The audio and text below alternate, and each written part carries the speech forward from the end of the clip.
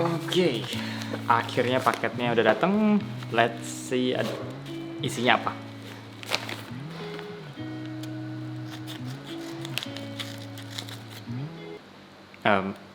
Kayaknya kekecilan.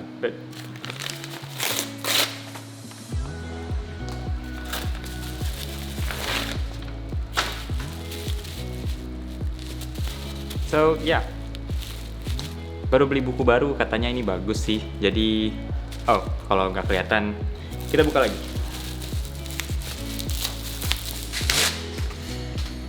Oke, udah baca-baca reviewnya di internet, katanya buku ini bagus.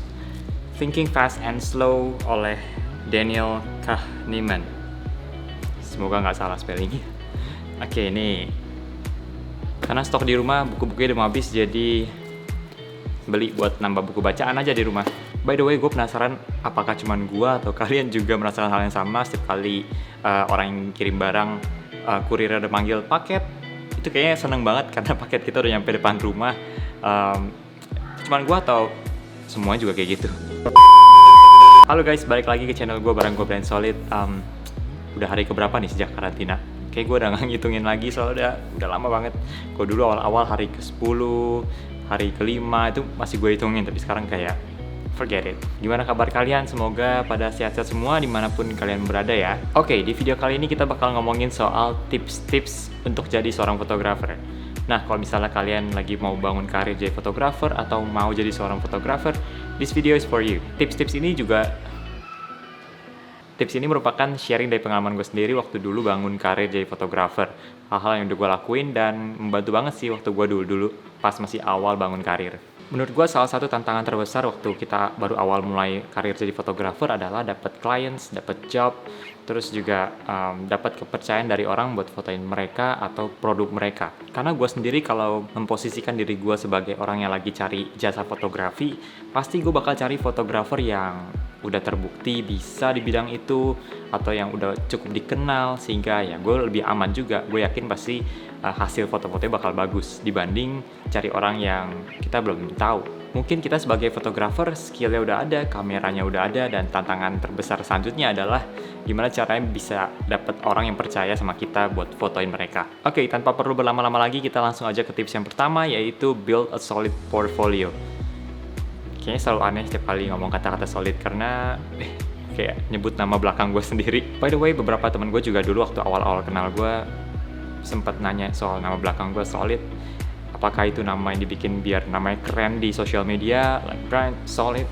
But no, itu benar nama belakang gue guys. Oke, kembali ke topik. Nah, ini pasti udah jadi tips yang umum ya. Jadi kayaknya nggak cuman fotografer aja, tapi juga banyak bidang pekerjaan lain butuh portofolio yang bagus sebagai bukti bahwa kalian emang udah pernah ngelakuin itu dan kalian bisa gitu. Kalian punya bukti bahwa kalian punya skill di sana. Punya portofolio yang bagus bisa membantu banget buat kalian dapat kepercayaan dari calon klien kalian. Saran gue buat kalian yang mau bangun portofolio adalah punya portofolio yang sebanyak mungkin dari berbagai bidang fotografi. Jadi maksimalin portofolio kalian sebagai bukti bahwa kalian punya skill. Fotoin aja, mau produk fotografi atau fotoin couple, fotoin wedding, pre-wedding, family, birthday. Kalau bisa pas awal-awal punya berbagai bidang fotografi sebagai portofolio supaya calon klien kalian bisa tahu bahwa oke, dia bisa fotoin ini, dia bisa fotoin ini. Nanti juga ketika di tengah jalan pas proses, kalian bisa tahu kemana kalian lebih passionate. Jadi nggak apa-apa pas awal-awal, saran gue adalah punya portofolio dari berbagai bidang fotografi. Tips selanjutnya adalah pamerin hasil karya kalian. Mungkin kedengarannya kayak kok pamer, tapi ya memang gue bermaksud menggunakan kata pamer di sana karena kalau misalnya yang tahu portofolio kalian cuma diri kalian sendiri atau orang rumah kalian nggak bakal dapet klien. Kalian harus kasih tahu ke sebanyak mungkin orang bahwa gue bisa foto nih. Mungkin salah satu tools terbaik adalah social media, dan kalau misalnya kalian fotografi, mungkin menurut gue sampai sekarang ini masih cocok di Instagram sih sebagai platform media sosial yang paling gampang buat pamerin hasil karya kalian. Kalian bisa juga pakai website khusus buat jadi platform portfolio kalian. Jadi nanti kalian cantumin itu di beberapa sosial media kalian sehingga orang lain bisa lihat. Intinya itu sih, kalian perlu untuk kasih tahu sebanyak mungkin orang bahwa kalian bisa foto, lihat portofolio kalian, sehingga itu bisa membuka peluang-peluang pekerjaan di masa yang akan datang. Tips selanjutnya yang gak kalah penting adalah networking. Jadi tips ini juga gak kalah penting dengan tips-tips sebelumnya. Karena penting banget buat kalian yang mau bangun karir fotografi buat punya kenalan dengan teman-teman yang satu bidang dengan kalian.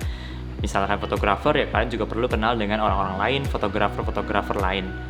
Karena bisa aja one day kalian bisa kerja dalam satu tim yang sama, atau bisa juga ketika kalian berhalangan buat fotoin klien kalian bisa minta bantuan mereka, dan juga sebaliknya. Mereka juga bisa tawarin kalian pekerjaan untuk kerja bareng, atau misalnya buat bantuin pekerjaan mereka.